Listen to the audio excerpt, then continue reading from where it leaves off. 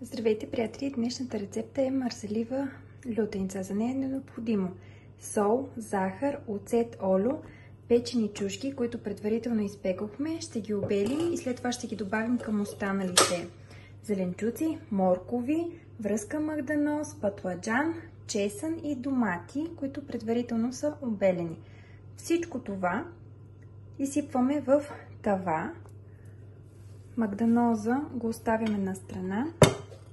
Патладжанът, морковите изсипваме в тавичка. Добавяме към тях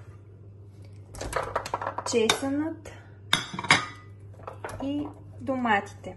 Включваме фурната на 180 градуса и печем за около час и половина-2 часа до готовност. Малко преди да махнем зеленчуците, ще добавим печените чушки, които ще обелим. Поръсваме с мазнина.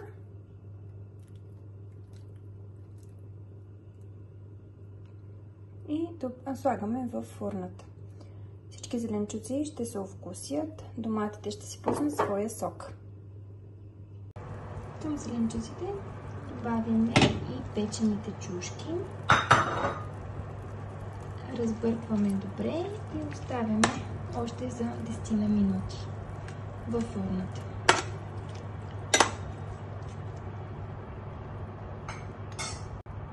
Овкусяваме с мъничко захар, да намалим киселеността в доматите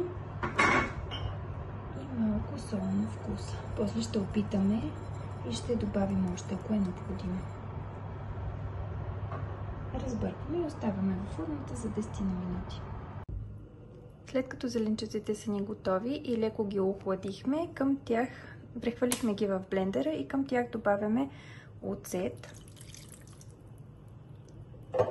магданозът. Ще сложим и лъжичка мед. Тя е по желание.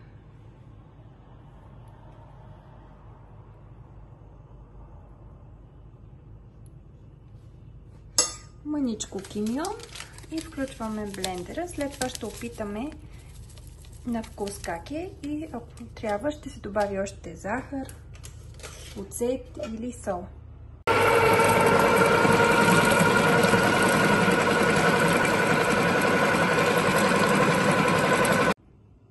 Приятели, това беше днешната рецепта за марселива лютеница. Опитайте я. Става много бързо и много вкусна. За още рецепти ни последвайте. До скоро!